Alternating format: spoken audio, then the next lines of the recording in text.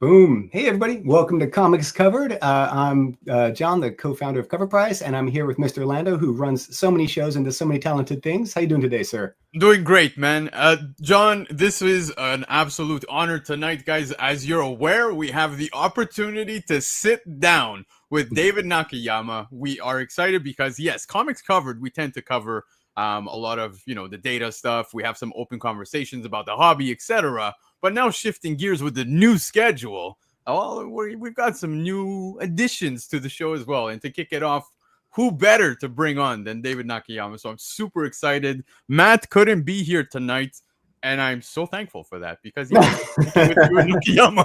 Matt's crying someplace right now. He was really like brokenhearted because he wanted to be here, but thankfully Lando's able to join. And we like you were saying, I mean, if you don't know who David Nakayama is, then you probably haven't been in comics very long. This is a great opportunity for us to get to know him a bit better, talk about some of his work, some of his influences. And I literally have a list of comics that we pulled from Cover Price, like almost 1,000 of his work that we might dive into today as well. Yeah. And also at the end, I mean, we're going to take some questions from people in the comments, and we are going to be giving away, let me share something real quick to get you guys all interested. We are going to be going over to David's website and doing a giveaway for his X-Men number 29 signed Revved cover.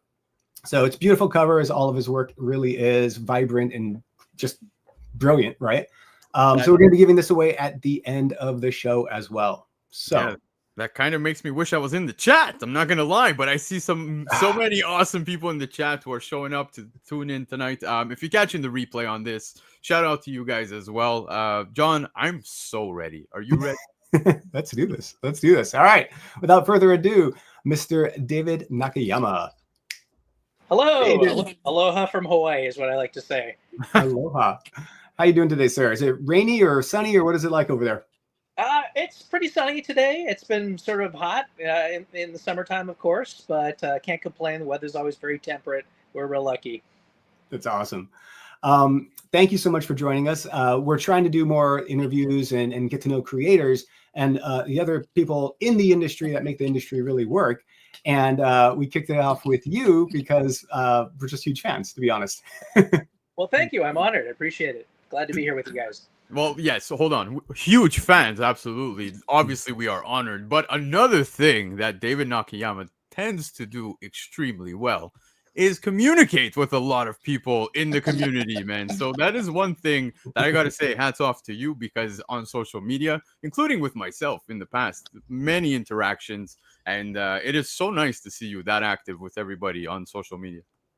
I try. I approach Instagram in particular like it's a little mini convention.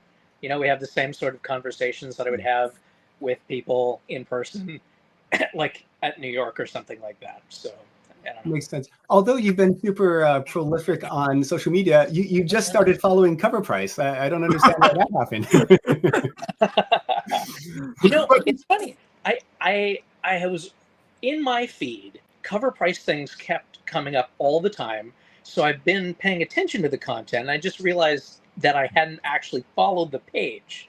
So that was weird. That's why the follow just came in. But I've been aware of you guys posting stuff for a long time because you often post about my stuff, It's always super fun when an old cover that I worked on suddenly, reemerges, is interesting to people again, getting new, heights on eBay or whatnot. But that thrills me. I love seeing that.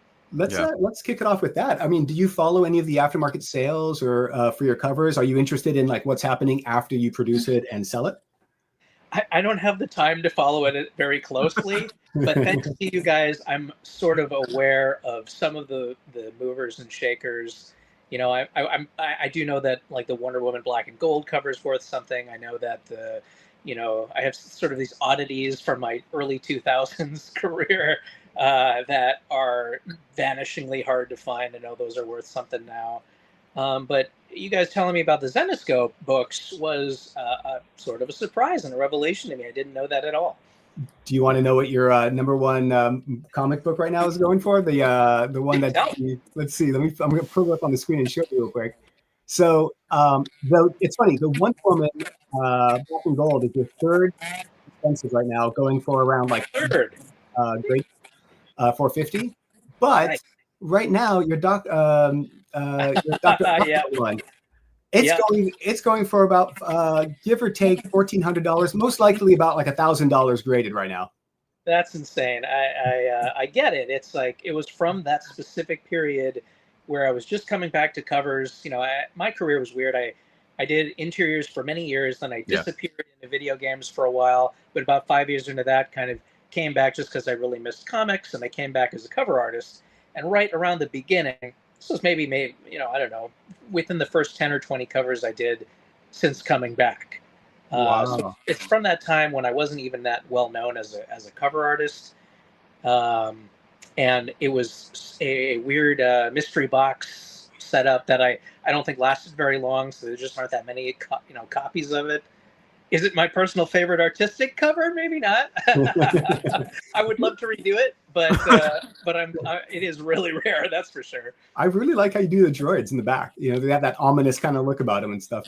But I was going to say, yeah, Neff Box is one of those mystery boxes, right? Like a loot crate type thing that just kind of disappeared. You're not even seeing it anymore. So for people to get this, they had to have subscribed to it, and that's probably the rarity of it. It's probably driving up some of the value. I'm sure, yeah. There were other more well-known loot boxes at the time. That one I actually hadn't heard of, but I was very happy to draw some Star Wars, that's for sure, and that's how it came about.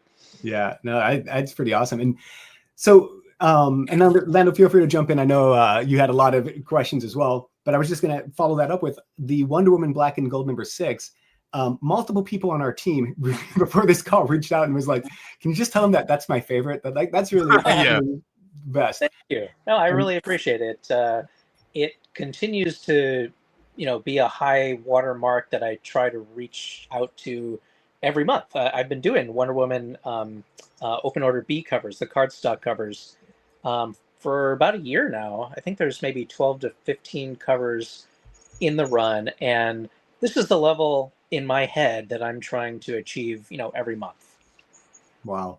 Yeah, no, honestly, I mean, and you're a very prolific artist. I mean, as of right now, you're in the top 25, 20, I think you're right at 26 for this year of art that we've captured on Cover Price. Yep. Wow. Well, awesome. It's really cool to hear that. Like I said, I don't have time to follow the numbers, so this is all new information to me. But I have spent so much of my career with like fear about, is this my last project? Are they ever going to hire me again?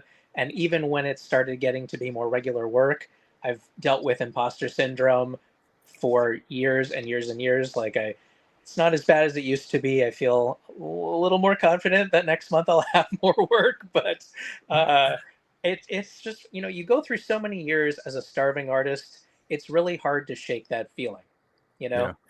and I never really have. But when you say stuff like that, it does my heart some good. Yeah. Well, you know what? Fans like to dig into some of the older stuff for sure, especially when they have a huge connection with an artist such as yourself. Just the other week we spoke about a Zenescope book that you had done, which was the Robin Hood one, and that was doing very well on the aftermarket on that particular week. And I know you did a lot of Zenescope stuff in the earlier days, but there's a certain contest that got you started along the way, right? That was something that kicked it off for you, right? Yeah, well, we were alluding to this earlier backstage, but this is I think a pretty good story. Every comic artist, I think, has a weird origin story, almost like every superhero does. But pretty much. My weird origin story is I won a magazine contest, more or less. There's old fans like me will remember Wizard magazine, which was a really big deal for price charting in particular back in the day. And they ran a contest where you could get an internship at Top Cow, which is Mark Silvestri's image studio.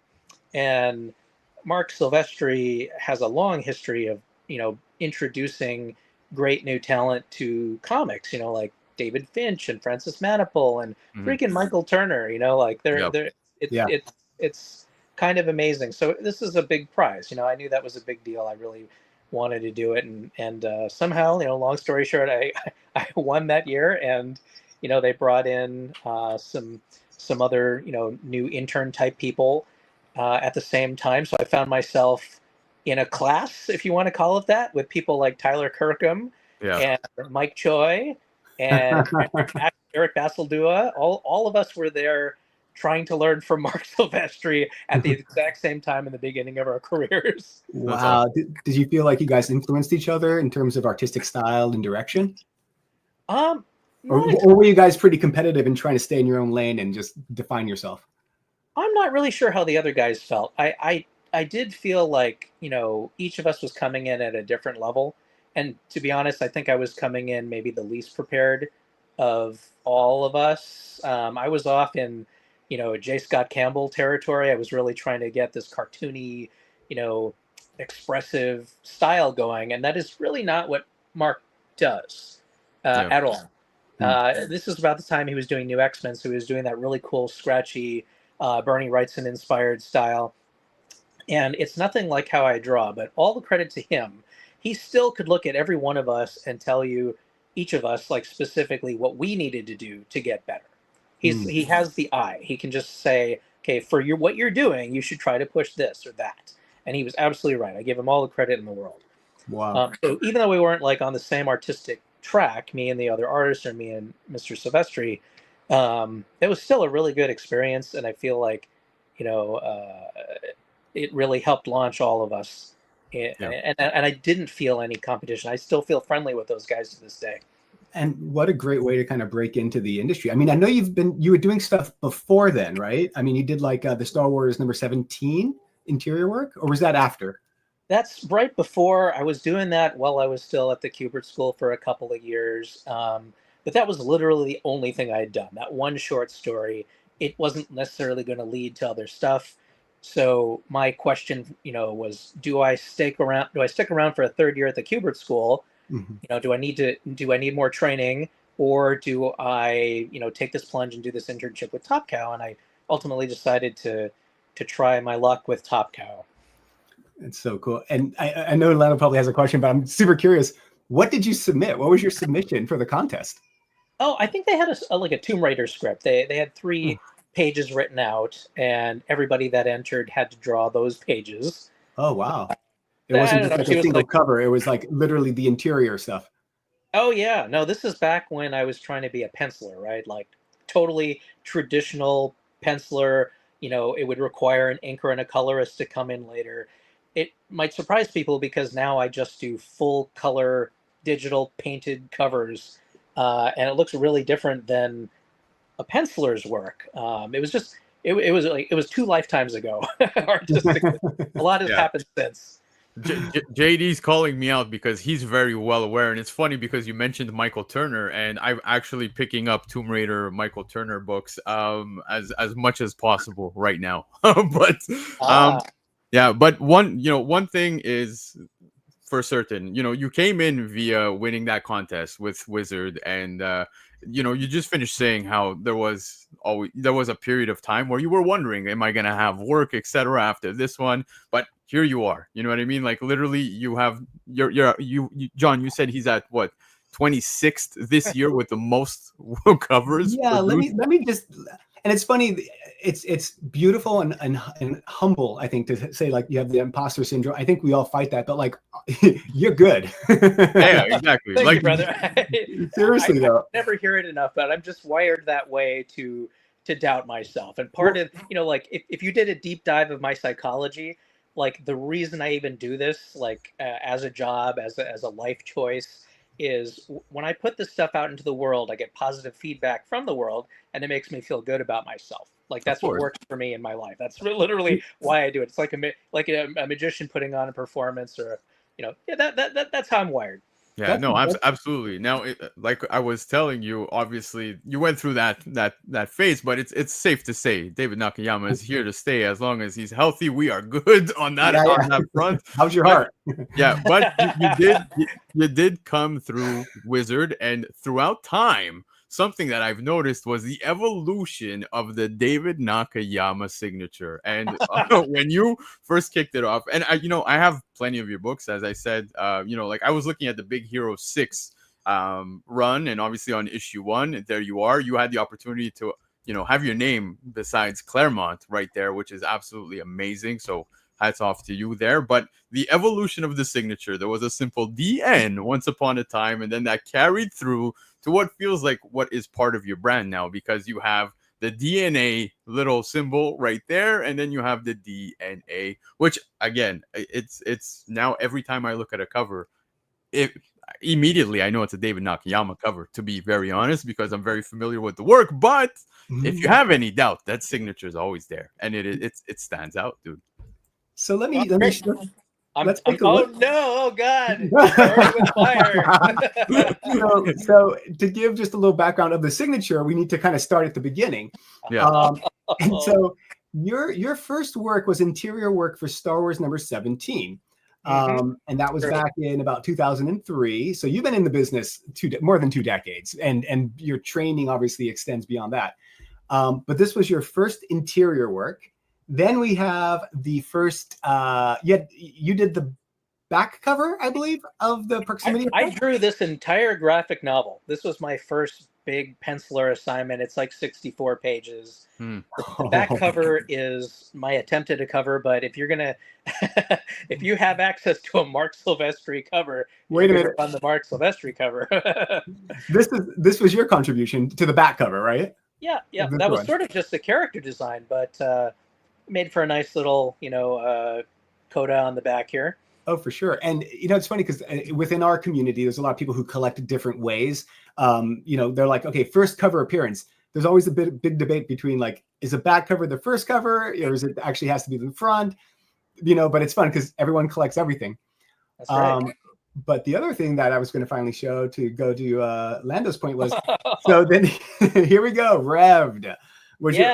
Can you tell I was just starting to color myself here, and I did not exactly know what I was doing. I was kind of winging it.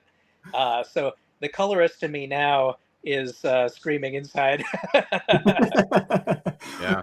I mean, go ahead, John. I was just going to bring everybody's attention to right here. So your original signature looked like just DN, right? Yeah. Right. Yep. But over time, you know what was the catalyst for changing it? Actually. What? So I don't know if you remember Dan Abnett and Andy Lanning, the writing team. They were doing a lot of comics for different publishers. I don't know, like mid 2000s. But then they broke up as a writing team.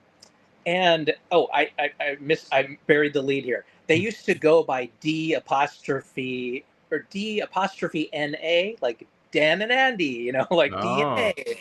And so I never felt like I could take D&A because even though it was right there in my name, there was already a professional out there kind of saying D&A. But then they broke up, and I thought, oh, okay, well, I guess that's back on the table. And I was doing it in a different way anyway. So that was the random thing that gave me the permission to do it.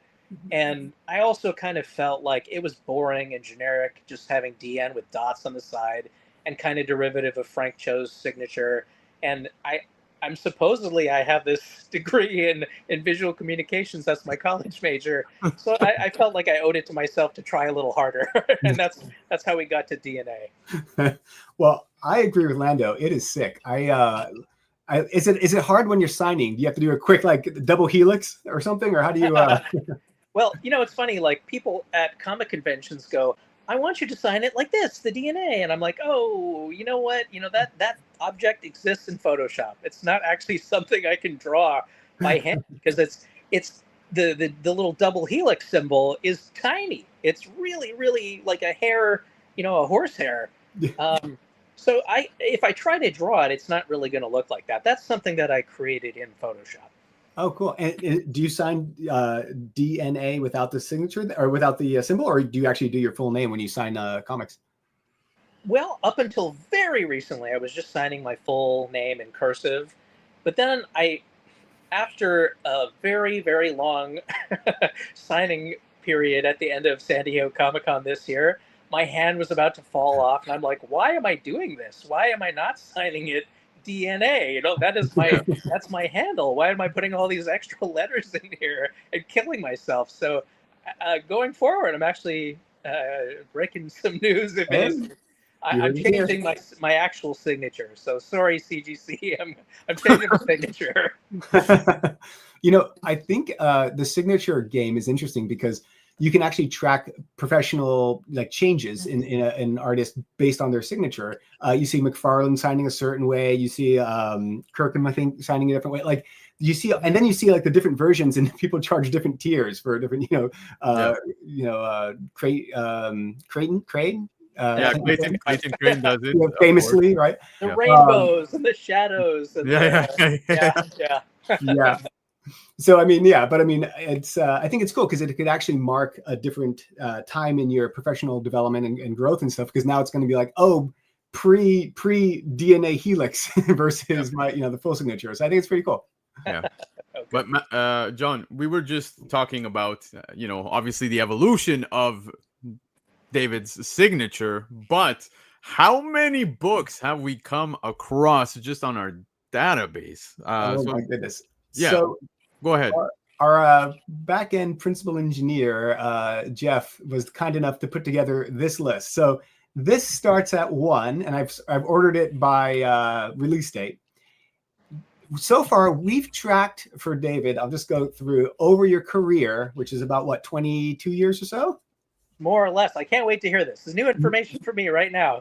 994 comics that you've been involved in. Yep, exactly. Wow. With this year alone being 89 comics to date for this year. And now this is only, this is the kind of stuff we pull on Cover Price. We're always pulling data and trying to have like one of the most comprehensive databases for comics in the world. So that's what we have. I'm sure you might actually have a few more. It's hard to track you down. Well, we were just going through the process of collecting all the artwork for the Art of David Nakayama hardcover book that came out last year. So that was the first time I'd revisited it. But there's all kinds of hidden artwork beside the comic covers. Even in the Marvel space, there's trading cards and there's things that weren't actually released through the comic market.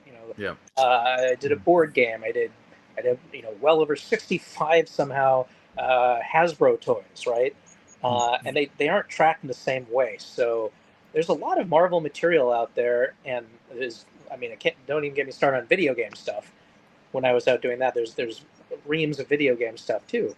And it's I'm happy that you mentioned the video game stuff, because yes, you worked on video games for quite some time, but then there's also some covers that you've done that were very video game-esque. You literally had some fighting game ones. I think it was it Hellion 6 that you did? Your memory is incredible, but given your your interest and your what you cover, I get it. This is your expertise. Of course, you know that. I don't know that.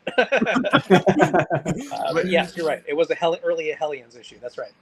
Yeah, but anyways, I loved seeing those, of course. But yeah, there you go. It is Hellion 6. I can't even believe that came to my mind. That's fair.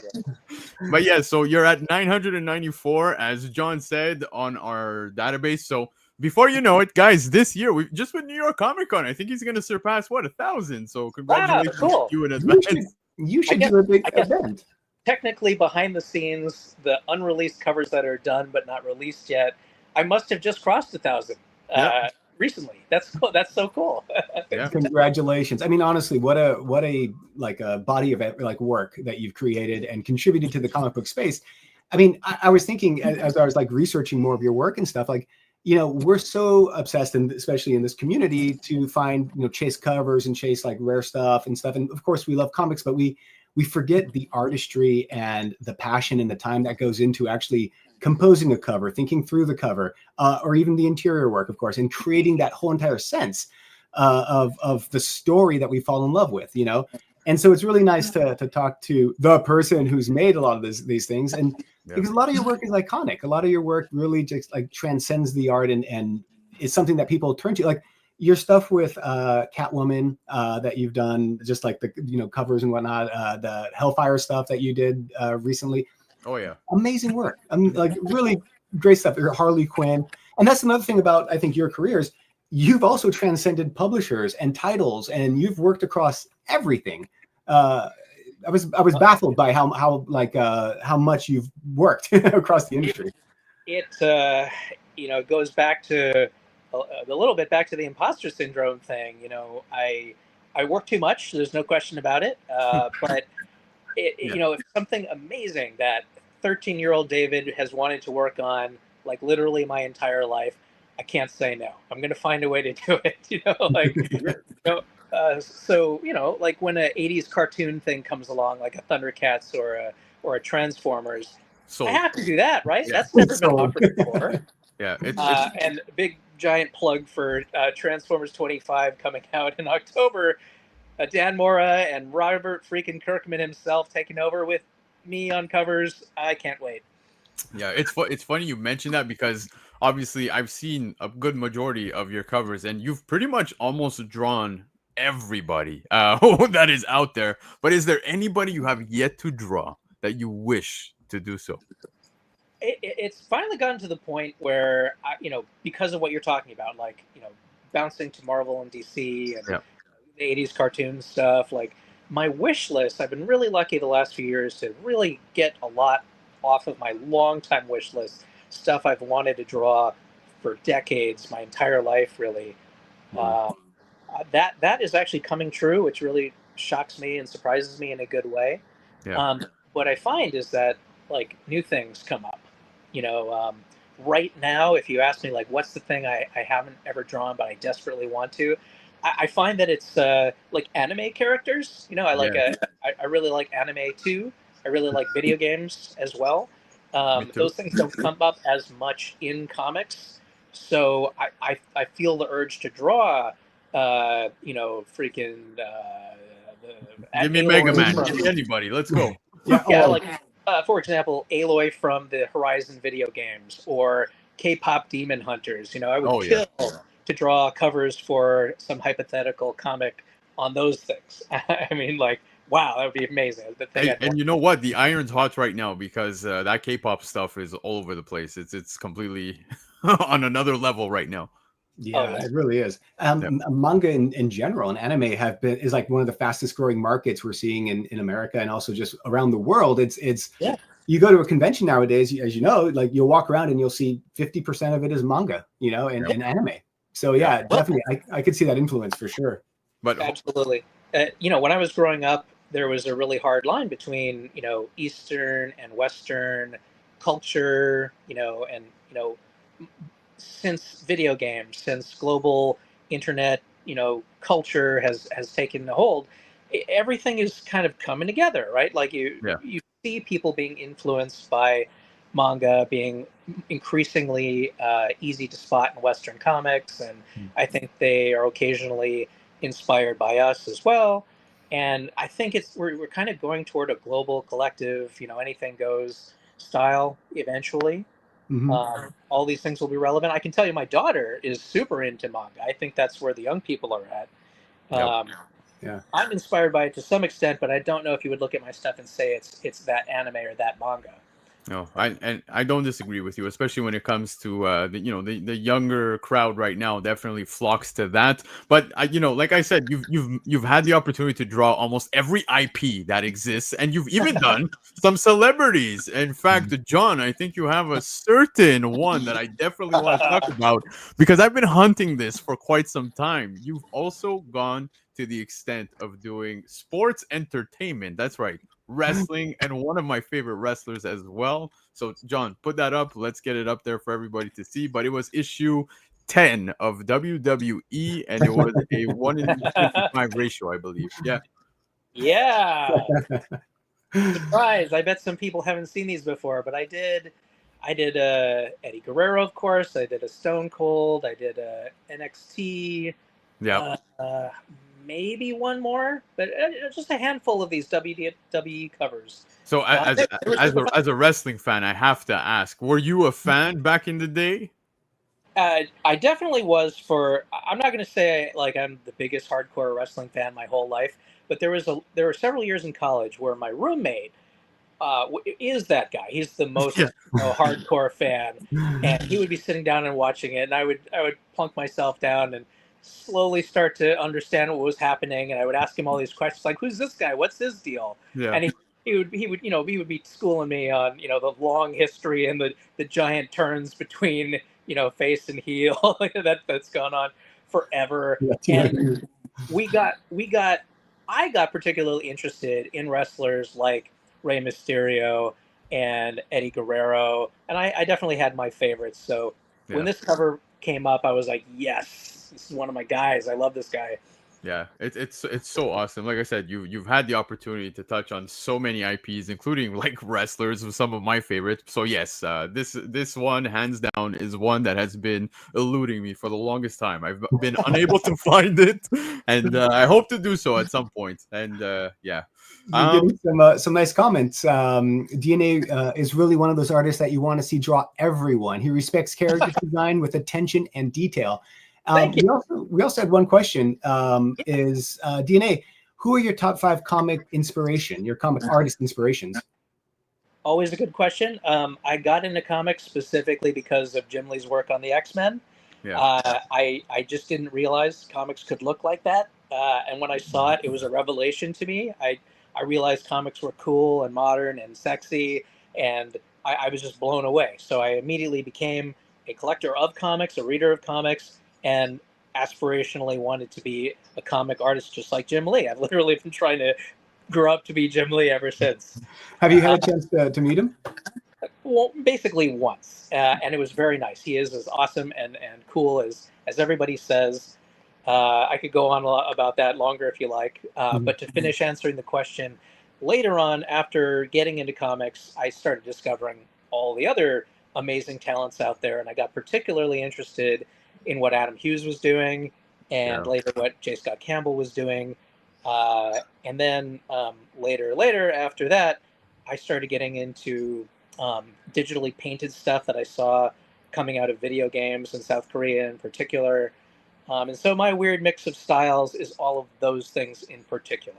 Yeah, I was gonna say, like, I've seen the evolution, man. Whether we look at some of the interiors you've done from back in the day, covers, etc. There was even a period of time, like there was some exclusives that were dropping for Marvel, where you were bringing in the negative space as well. And that was a pretty much a change for myself, being seeing your art in time. Like I said, I even have a slapstick. You know what I mean? So, I know David Nakayama one way, but then when I saw the negative spacing come in, I'm like, wow, this is a cool change up for him. You know what I mean?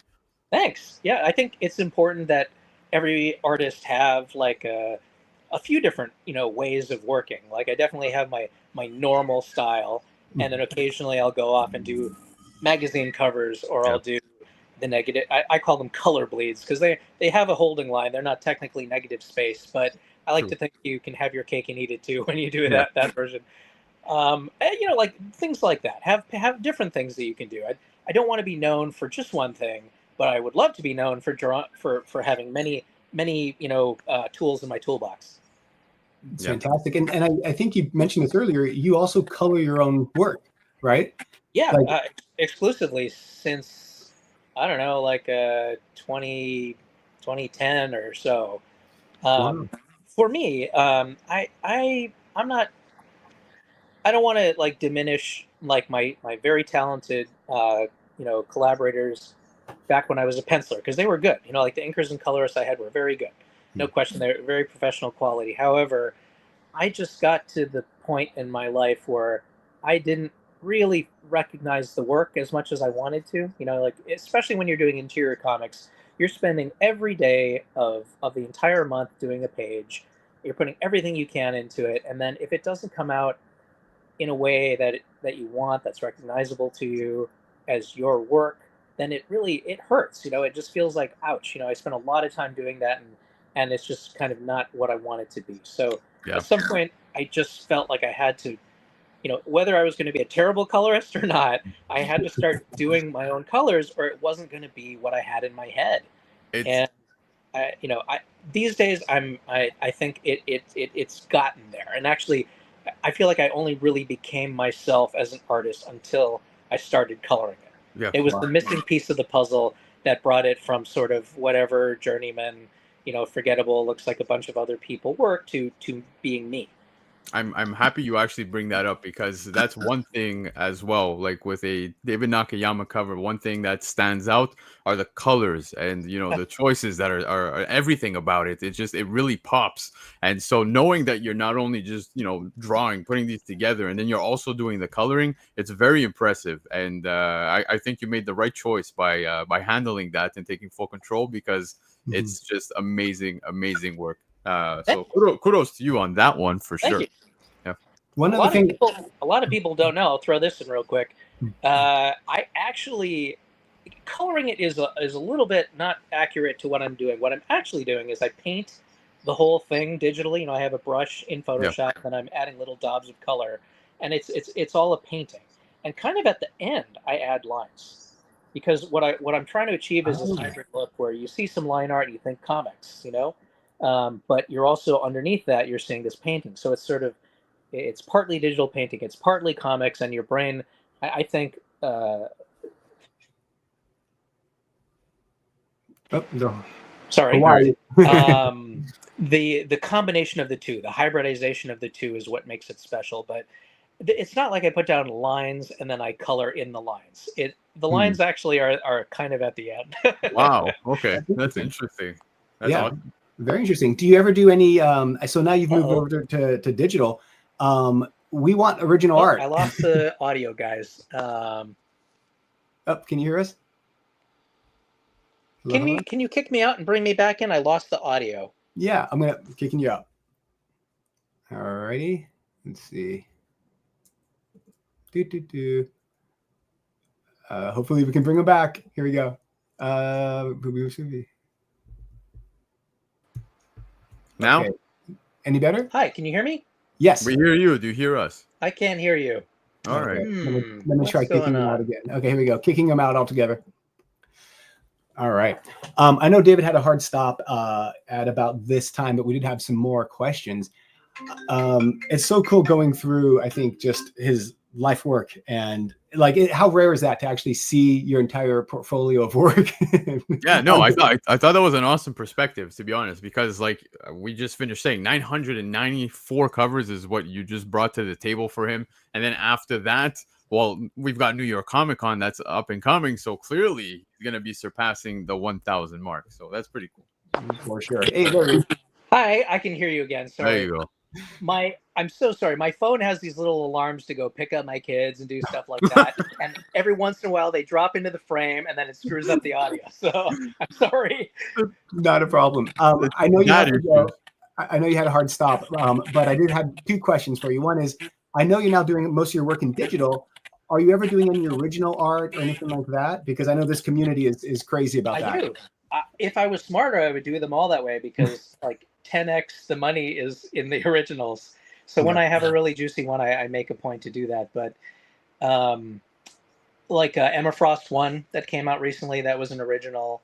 And I have an art dealer called Kirby's Comic Art, where those covers go up for sale. But part of the trade-off of me wanting to do so many different things is I have to do them faster. And one of the ways I make it faster for myself is working digitally. So I can't do all of them original as much as I'd like to, but when I get a chance, I try to.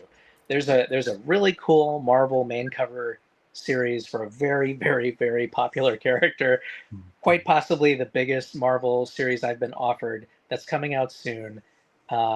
That one I am going to make a point to do original.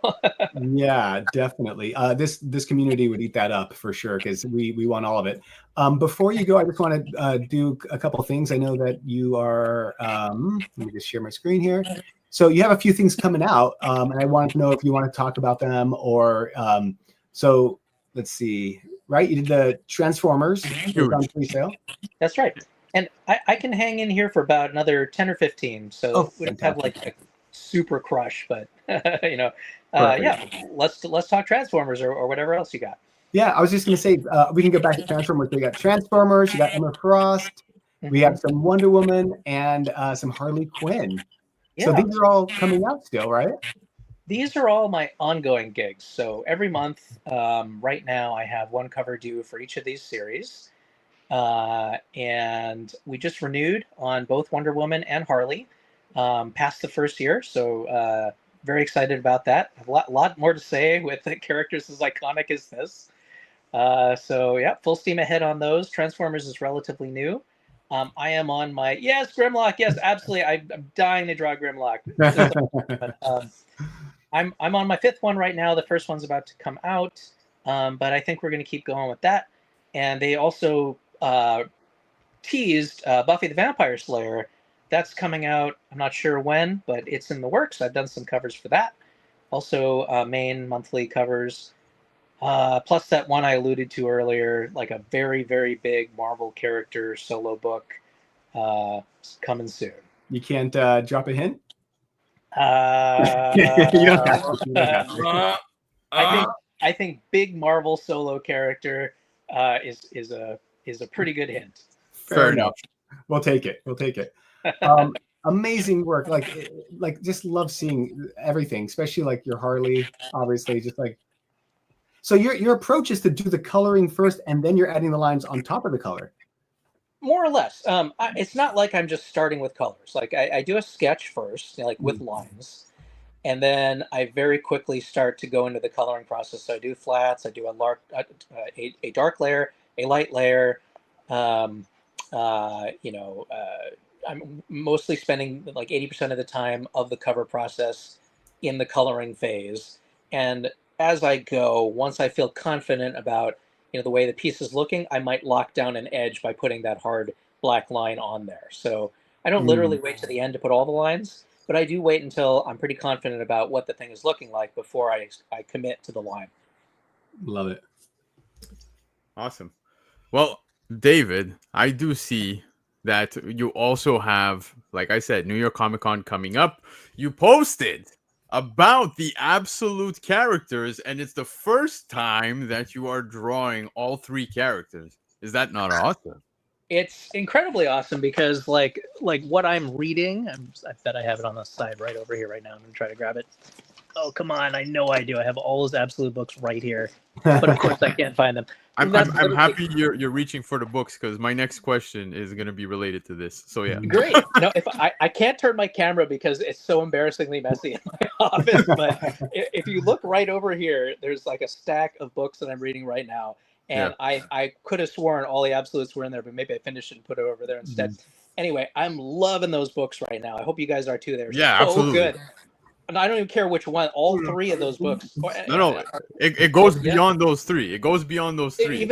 I haven't had a chance to read Green Lantern and Martian Manhunter yet, but man, Wonder Woman, Batman, and Superman are so freaking good. What a great reimagination of that character, all of those characters, in such fun ways that you're like, I did not see that coming. It's shocking because you think you've seen it all with these characters, and then you read it, and it's the freshest thing you've ever read, and it blows me away. I could not believe, especially like what happened in Absolute Wonder Woman, like the arm business. No spoilers, but the thing with the arm is mind blowing to me. Anyway, I was a big fan, and I finally got the chance to draw those characters. And it's going to be released. DC's coming back to New York Comic Con. They're going to have a booth this year. They're going big. And one of the booth exclusives is that image, which is 3 covers, but they're releasing it as one. It's one giant fold-out gatefold exclusive at New York Comic Con. Like I can't wait. It's been a second since we've had a good gatefold, so. Exactly. You see a lot of foils these days, and not a lot of gatefolds. Yeah, you really don't. That's awesome. So you're going to sign each panel? I can't imagine anyone wants that, but if someone asks, I would. All right, I'm coming. But now, hold on, John. He mentioned that he has a stack of comics there, and he's reading the absolute stuff. So I'm curious. David Nakayama is pumping out some fire covers, but what is he reading? That is what I want to know. Well, the absolutes are definitely at the top of my list, but I actually was reading the new Transformers run before they ever got in touch with me. That's a happy coincidence, like I can't even explain. If you guys haven't read that, that's fantastic as well. It's also shocking. It has the anyone can die at any moment stakes of Invincible, but with Transformers. So when they asked me to work on that, I was like, yes please. You got it anytime you want. Yeah, and you know what? It's funny you mentioned that, the whole Invincible stuff, because with the changeover as of issue 25, now we're gonna have Kirkman there, right? So when Right? the announcement came out, we were blasted with the David Nakayama cover, and that was part of the announcement. I'm like, oh, Nakayama too, let's go. So yeah, good times. Oh my gosh, they didn't even tell me. They asked me about doing these covers, and they sent me some Optimus Prime reference. I looked at it pretty closely. I'm like, I think that's Dan Mora. I was pretty sure, but I thought it was going to be a cover. I didn't realize that they had him on the interiors, and that blew my freaking mind. Right? And I had no idea Kirkman was going to be writing it. So when that announcement came out, I was overjoyed. I was like, yes! Like, as a fan of the book, I'm thinking this book is going to rule. And you know, nice to be doing some covers for it too. But wow, as a fan, this book is going to rule. Yeah, and it's funny because everything, like you're speaking Transformers, but with what's happening in the Energon universe, right? It goes beyond. We have the GI Joe stuff, Void Rivals. You've just done some GI Joe as well, right? Baroness, like there's so much great stuff that you're doing for the Energon universe. So now having you shift gears and that issue 25 being blasted with the David Nakayama cover had me hyped at 100%. Man. I feel really lucky. You know, I'm at this interesting point in the career where the books that I want to read, that I'm most excited about as a fan, sometimes get offered to me, like as a creator. That's really cool. Like that kind of blows me away. Imposter syndrome again, but it really makes me happy when I hear about some kind of cool project coming out, and then I get to participate in it. I love when that happens. It is. It's just, I don't, what's the word, kismet or whatever, where like you love a project, they want you to work on it, and that's when you get your best work out of people, you know, is the passion, because it comes across that you're a fan. Absolutely true. And another recent one that came up along similar lines is there's that, you know, I might have heard of this thing called Batman Deadpool that came out today. Yep. Of course, you know, every artist in the world wanted a piece of that. I wrote him a letter. I said, "Your comic book companies, I just heard about this thing that exists. Please let me do one." Yeah. And we did. We did one. I did a retailer variant. That's going to be a New York Comic Con an exclusive. But the cool thing is they're like, go ahead and pick whatever characters you want. You know, pitch us on what the combo should be. And so it's like, wow, okay, well, I have to make it really cool and I have to make it make sense. But also, if this was my one shot, like, who are the characters I want to draw in this scenario? You know, it's like, I'd put some thought in it. That sounds awesome. Yeah, it's pretty cool that you're able also to reach out, because now you've worked in the industry so long, your name carries gravitas with it. You know, you're able to be like, I do want to work on this project, please. And they're like, oh yeah, David, yes. Well, you know, there's still a lot of mountain to climb, but I had to try, right? Yeah. Well, I think that's awesome. I know I want to be respectful of your time, because I know you said you had some prior stuff happening. And Lando, did you have any final questions or? Oh no, you know what? I just want to say thank you so much. Of course, it was a wonderful time. I really look forward to hopefully bumping into you at a con sometime soon. I will not be able to bring 994 covers, but maybe 900, And yeah, thank you so much for hanging out with us tonight. Obviously, we have a little giveaway that we want to do as well for everybody here in the chat. So yeah, maybe we could run that. Yeah, David, thank you so much for your time. Honestly, we'll probably reach out and ask to do stuff with you in the future again. But thank you very much for everything you've contributed to the hobby, and for just continuing to be innovative and pushing the limits with your work, because it shows and it's amazing. You're way too kind. I really appreciate it. Honored to be on your show and get to talk to your audience. So thank you very, very much for having me. And anytime you want, we can do it again. I'd be happy to be here again. Awesome. Thanks, David. All right. All right. Good night. See you guys later. Take care. Cool. All right. What a gentleman. What a gentleman. Humble and like thoughtful. And I mean, after doing this much work to still feel like you know, you're nervous about putting out your stuff. I mean, honestly, I think that fear makes you a better artist or better like worker, a better person, you know, because you always want to prove yourself and do better. So yeah, that's pretty cool. I'm just ready for the next 1,000 comics that he's gonna be doing cover wise, right? Let's hit 2,000 real soon, man. That's what I want to see. Yeah, my goodness. And speaking of 1,000, let's see here. Here's David's website. If you guys haven't been to davidnakayama.com, pretty easy to remember. Bunch of his stuff's coming out that he's already has out. If you are interested in purchasing any of that, we are going to be doing the giveaway for. I mean, just looking at these covers though, like some of the work that I love is like I called out the Hellfire stuff. I just think it's cool. It's like that classic kind of magazine style cover thing.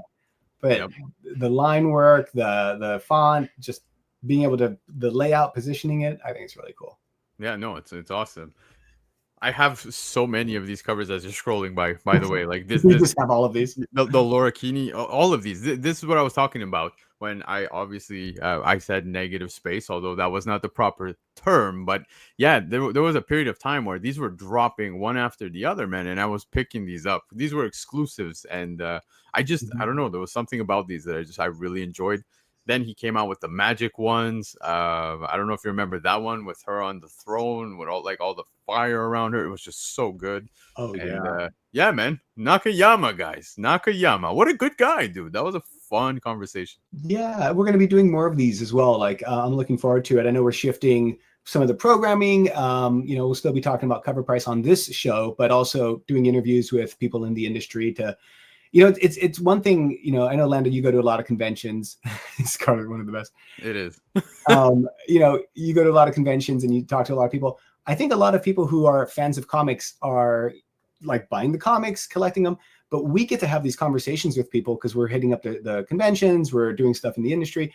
And to bring some of that forward and share it and bring some of the audience and some of our members into the conversation, I think it's a cool gift that we can do. That makes it kind of fun. It makes it much more interactive because the moment you know that his process is coloring first and then adding lines and then sketching and doing like you look at his work and you're able to just appreciate it at a deeper level. And that's the point, right? Yeah, absolutely. And you know what, guys, going forward, you guys just today on the Cover Price Instagram page and all social medias made a post, telling everybody, hey, we're going to be kicking it with Nakayama tonight. If you have any questions you would like asked, feel free to drop it below. I encourage you all, keep an eye out on the socials because when you do drop those comments, if we see any questions that we think would be great to ask him, we'll definitely do so. So definitely keep an eye out on the social media of all Cover Price platform. You'll see them posted on Instagram, on Threads. You'll see it on Facebook. So yeah, keep an eye out for all that. Yeah, thanks. That's a really good point. Also, here's your throne, Magic on the Throne, right? No, there was another one, but this is also equally very nice. Very cool. Okay, I'm trying to find it. But I should say, so this is what we're going to do for the giveaway today. We're actually going to buy it off of his site and ship it to you from him directly. Just as thank you for being on our show, but also as a giveaway for you guys. So to get in on this, pretty straightforward. Type in hashtag D.NA into the comics, and we'll do a giveaway in about 5 minutes or so. But this one's also his signed one. It has a COA with it, and yeah. I'd like to see his signature above the digital signature. Yeah, and you know what though, it is awesome to see because you're putting this up. $32 is actually not so bad for a signed copy of this. This is a really good price. Yeah, for sure. Take advantage of the of his imposter syndrome. His stuff's affordable. Yeah, I think what was really fun about this and kicking it with Nakayama is obviously hearing. I know most people are going to run through the origin stories, etc. And like, hey, what was your first comic and stuff. But like hearing his entry, obviously being via the wizard stuff and the insecurity at a certain point in time, because it is true. You never know, man, if you're going to have another gig tomorrow. And that is a stress that a lot of writers, artists, etc. go through. And I've seen it firsthand with multiple people. So hearing that perspective from somebody as incredible as David Nakayama, who is pretty much become a household name when it comes to comics. Like when you think modern comics, who are you thinking of? You know what I mean? Obviously, you're going to start thinking about Todd McFarlane, etc. We can go down the list, but I think Nakayama is definitely up there in the mix of conversation for sure. And I said it even while we were talking with him. His comics, the covers, dude. Whenever I see a Nakayama cover, it's like Frizen, right? Jenny Frizen. You could spot it. You know what I mean? Like, okay, that's a Frizen cover. Yeah, that's a Nakayama. You know what I mean? And it was awesome to hear some of his perspectives. I enjoyed the college stories about wrestling, of course, because I don't know if people knew that he drew the wrestling stuff, man. And that cover is gonna elude me forever, dude. I gotta find that. I gotta find it. I wanted to show you. I mean, he said he likes drawing nostalgic stuff, right? And so he did some great stuff with like Thundercats. I thought that was just really cool. Like, I can see a little anime influence in some of that, but like even on like what is his name, Snark or Snorf or Snuff. But this was rather recent. I think it was within the last year that this came out. Yeah, that's 24, so just last year. But I mean, some of his other stuff he did. Thunderbolts. Well, Thunderbolts. Yep. Like such a distinctive, like it's him. I wanted to show there was another Thundercats. He did also like a black light version of it. Yeah, that's wicked. Wicked. But I mean, it's stuff like that, like trying new things and being playful in your profession. That's really fun to watch when someone's good at something and then they're having fun. It comes across. Yeah, and I didn't say that to just blow smoke up. It is true when I say that one of the most active artists over on social media is David Nakayama. I see him very interactive. I have a friend of mine, Jerome. He's on Instagram, and man, every time he tags him in a post that he'll post one of his covers, etc. David Nakayama is right there in the comment section. You know what I mean? Or he'll hit the like and all of that stuff. It's cool to see that. You know what I mean? It's not often. There's certain artists where they don't maybe have the time to do so, etc. But David goes out of his way, even factoring how busy he is with his schedule. I like that he was calling it. It's like an online convention. Being able to interact with people. Some artists, you go to conventions and they're right, like sitting there ready to answer questions. Others are like, get in line, pay me to talk to me. And David's always been super approachable. A lot of people on our team talk to him when they go to conventions, and he's always super sweet and like friendly and eager to chat and share kind of his experience and his stuff. So it's very fun. All right, let's do this giveaway. If you haven't entered, definitely type in, has he ever done interiors? I'm sorry, I just saw this question. Yes, he's done. Yes, he definitely has. His first, some of his first stuff was interiors for Star Wars number 17, Star Wars Tales number 17. There you go. Oh, everybody knows. Guys, if you find it, tag me before you buy it, please. That's all I ask. Like, give me an opportunity, please. Seriously. Again, Lando, thanks so much for filling in for Matt and for asking such great questions and for being you. Don't thank me, man. Thank Matt for being busy. Thank Matt for just not being able to make it. Every time Matt has a bad day, we have a good day. Exactly. Whenever Matt's having a bad day, call me, man. We do, and we will. We will continue to. All right. Let's see. Whoops. The winner. No. Sorry, Matt. No, absolutely not. No, I will not pay that. And also Proximity Effect, Mr. Day, our anti-hero collectibles, is on. He said that he did all the interiors for that. Yeah, a lot of good stuff. He did a lot of interiors. All right, oops, let me take that one off there. Okay, here we go. Winner. So again, this is going to be the Rogue cover off of David's site. All you have to do is reach out to us.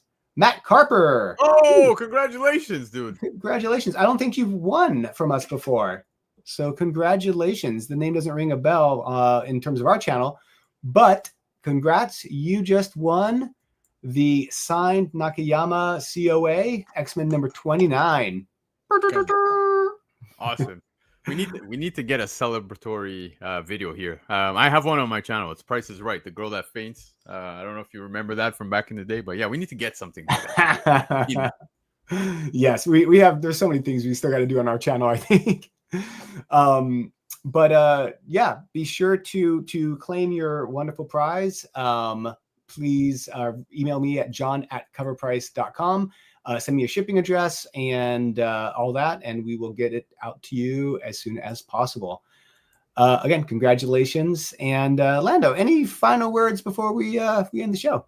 I could finally rest this week. Yes, we went live from Sunday to Wednesday, and now I will just kick it with the family, hang out for the weekend. But don't forget, Sunday, we kick it off again. We'll go through the FOC and everything else over on my channel. And then Mondays, the new schedule, guys. Don't forget, Monday night, 9 p.m. Eastern Time, we bring you guys the top 10. And then on Tuesday nights, we now have the new Comic Book Day show. Tonight, obviously, every Wednesday, we have comics covered with John and Matt. Hopefully, hopefully Matt can make it. I mean, if he can't, maybe, if you have Todd McFarlane or something, you can hit me up. But and of course, tomorrow night, guys, don't forget, Laura, Marty, Gabe, Chris, they're going live to bring you guys the Shakers every Thursday night at 9 p.m. Eastern Time. So tune in to all of that great stuff.